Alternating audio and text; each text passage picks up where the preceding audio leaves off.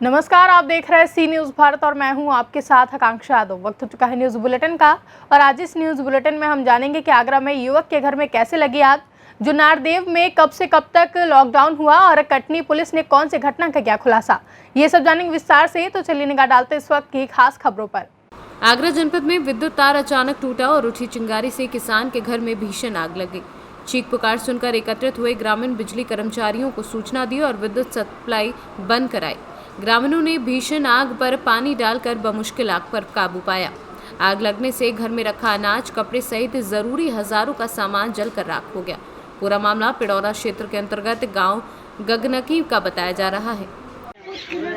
क्या नाम है आपका? गांव कौन सा है?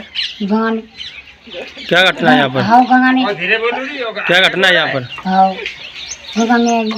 घटना क्या है यहाँ पर? घटना ये है कि बिजली के तार टूट गए तो बिल्कुल कछु बचाओ ना आने से पंखा वगैरह और ना लगता घाटपड़ी सब कचरे कछु ना बचाओ बिल्कुल। क्या नाम है आपका? किंदारी। गांव कौन सा है? गगन की। क्या घटना है यहाँ पर? यहाँ पे लाइट का तार टूटने से आग लग गई है। जी। सामान वगैरह सब जल गया है। कितने बजे की घटना है? ये करीबन 8 बजे की। क्या क्या जला है इसमें? इसमें सभी जल गया, घर का जो सामान गृहस्थी का होता है सब। आगरा से सीनू संवाददाता विनय कुमार बघेल की रिपोर्ट।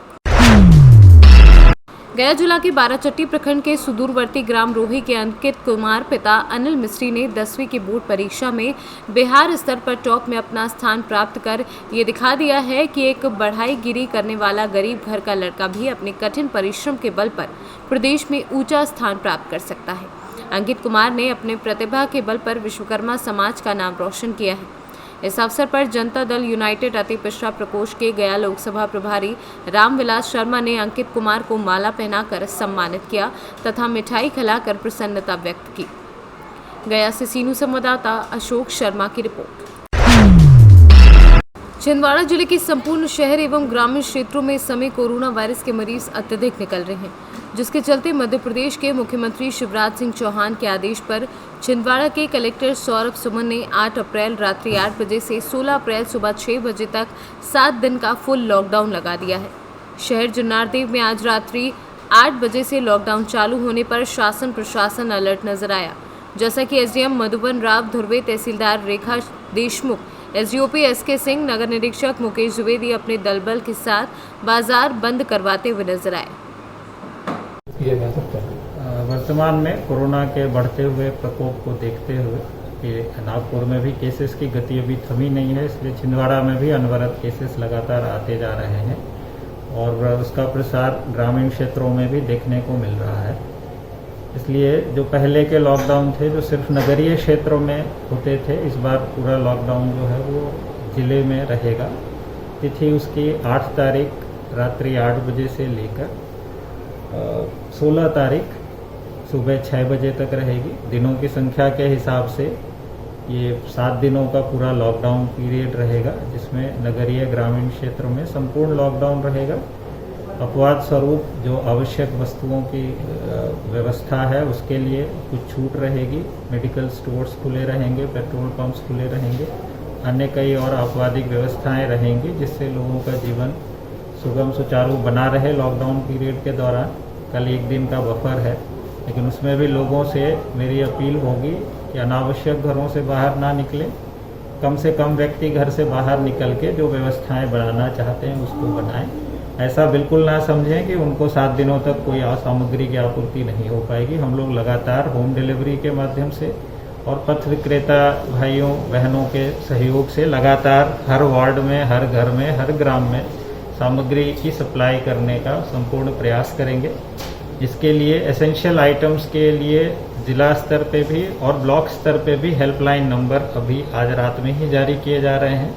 यदि किन्हीं को किसी भी वस्तु को प्राप्त करने में अगले 7 दिवस में कोई भी कठिनाई होगी, उन नंबरों पे कॉल करके जो जिस भी ब्लॉक से संबंधित हैं पहले ब्लॉक लेवल पे प्रयास कर लें। ब्लॉक में यदि नहीं हो पाया तो जिला स्तर पे कॉल कर लें। उन घरों को हम उनकी आवश्यकता की सभी सामग्रियां घरों में ही उपलब्ध कराएंगे। सर, आज शराब दुकानें खुली रहेंगी? शराब दुकानें अगले 7 दिनों के लिए बंद रहेंगी। और शासकीय कार्यालय के लिए क्या नियम है? शासकीय कार्यालय के लिए अभी अगले कुछ समय के लिए, जहां तक मुझे ध्यान है, अगले 3 माह के लिए शासकीय कार्यालय 10 बजे से 6 बजे खुलेंगे, हफ्ते में 5 दिन खुलेंगे। शनिवार रविवार यूनिफॉर्मली सभी शासकीय कार्यालय बंद रहेंगे। सर वैक्सीनेशन को लेकर क्या कुछ रहेगा? वैक्सीनेशन ड्राइव को छूट रहेगी। इस लॉकडाउन के दौरान वैक्सीनेशन ड्राइव को अपवाद में रखा गया है, क्योंकि कोरोना को रोकने के लिए वैक्सीनेशन सबसे बड़ा हथियार है। इस दौरान जिस दिन जो भी लक्ष्य दिए गए हैं उसकी पूर्ति के लिए मोबिलाइजेशन पे छूट रहेगी। सर ये जो रेमडेसिविर की जो कमी चल रही है और अभी जो हालात जिस तरह से बने हुए हैं उसको लेके सर प्रशासन क्या कर रहा है और किससे निपटेगा उसको? प्रतिदिन की आवश्यकता के हिसाब से उसको उपलब्ध कराया जा रहा है। मेरी अपील है डॉक्टरों से भी कि ऐसे पेशेंट जिनको उस इंजेक्शन की आवश्यकता है सिर्फ उनको ही लिखें। लगातार जबलपुर इंदौर से संपर्क करके और डायरेक्ट कंपनी से भी संपर्क करके प्रतिदिन की आवश्यकता के हिसाब से इंजेक्शन। लेकिन सर मिल नहीं रही है, अभी मार्केट में कमी है, कहीं नहीं मिल रही है, लोगों की जान भी जा रही है। सर उसके लिए क्या बचाव के लिए क्या करी जाएगी? लगातार उसकी व्यवस्था हो रही है। प्रतिदिन आवश्यकता के हिसाब से जितने व्यक्तियों की इंजेक्शन उस दिन की ड्यू रहती है उतना इंजेक्शन उपलब्ध कराया जा रहा है। सर लॉकडाउन की खबर सुनते ही आप जन पैनिक हो जाते हैं, जैसे कल अचानक भीड़ उमड़ पड़ेगी बाजार में, उनके लिए क्या करना चाहिए? अभी मैंने बहुत विस्तार से कहा है, आप वीडियो चला लीजिएगा। जुन्नानदेव से कैमरा पर्सन सानू के साथ वीरेंद्र अग्रवाल की रिपोर्ट। कटनी जिले के बरही थाना अंतर्गत खन्ना बंजारी रेलवे स्टेशन के पास की गई एक युवक की हत्या के मामले में पुलिस ने 2 आरोपियों को गिरफ्तार किया है। आरोपियों में एक नाबालिग है। पुलिस अधीक्षक मयंक अवस्थी का कहना है कि युवक आरोपी के परिजन को परेशान करता था और इसी वजह के कारण हत्या की साजिश रची और अपने एक नाबालिग साथी के साथ मिलकर उसकी हत्या कर दी।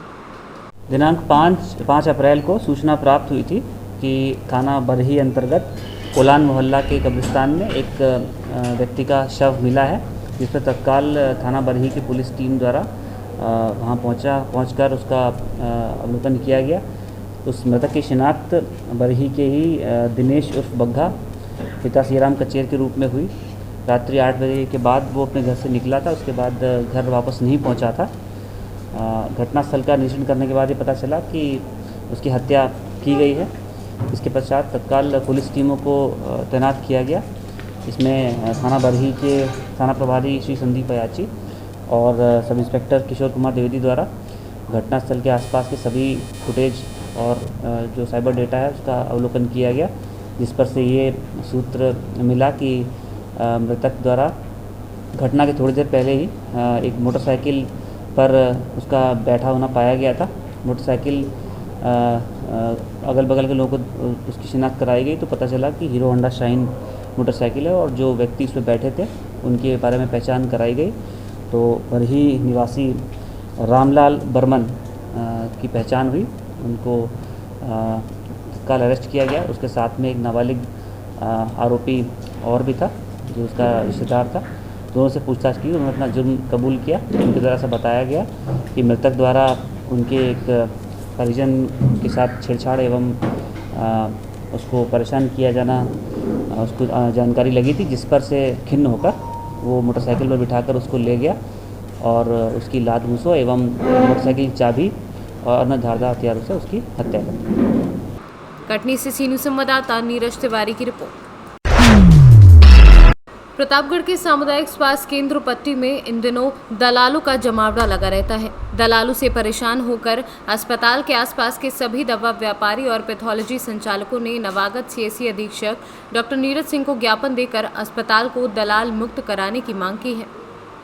समझता हुई है कि जब आई तक जनी नेम ही के ही नेम न हो दाई हुई कहीं चला चल तो का हम यहाँ डॉक्टर दिखाई दी, चल हम तो दवाई दवाई दे हमरे गोड़ हाथ नहीं हम नहीं आई सके, हम कुछ बोले ना अपन चली जाती है। हम झटक के चली गए, हम अपन डॉक्टर दिखावे जाए कहीं चला दिखाई दे। अच्छा, क्या दवाई दवाई दे। अच्छा, हम अपन बढ़ती जाए। क्या पहचानती उनको आप? बाटी हूँ आप पहचानती हैं उनका कहाँ के यहीं कहाँ का नहीं जाने इतना ही हमारी हम उनके पास जाओ। प्रतापगढ़ से सीनू संवाददाता रोहित जायसवाल की रिपोर्ट। फिलहाल के लिए न्यूज़ बुलेटिन में बस इतना ही। देश और दुनिया की तमाम बड़ी खबरों के लिए देखते रहें सी न्यूज़ भारत।